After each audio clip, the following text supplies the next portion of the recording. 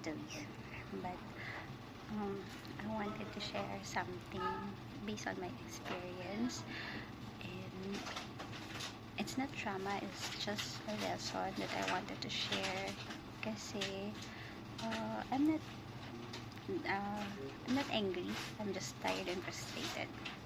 So I recently sold my car, and as per the buyer is a company, so as per their policy, they need to take the car immediately after signing. So I hand over the car in good faith.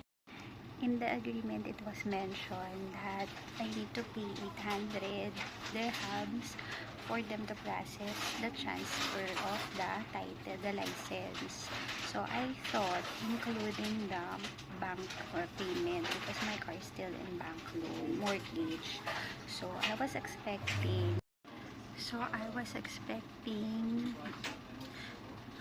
they will process the transfer immediately kasi they took the car already. So after a week, they came back to me. I'm aware about the bank liability letter that I need to get it if someone want to pay it. But since I thought it was including in the 800, I said it's fine, so I'll just wait. But after a week, they get back to me and asking me to get a liability letter. I was frustrated kasi bakit it took them 1 week to tell me. They could have told me while waiting you can get liability, so once we ask for it, it's ready. But they did not do that, so it's okay. I let it go.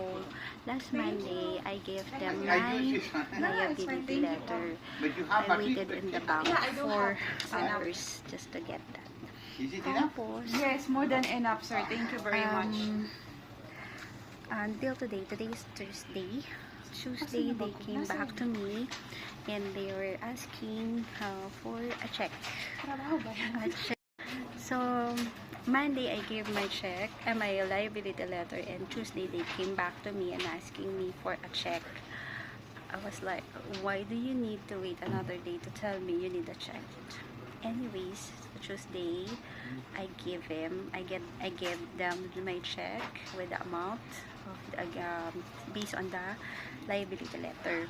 And then after Wednesday, they came back to me and they told me na the amount should have plus 10% liability for the liability. I don't know, just 10% from the liability total amount. And then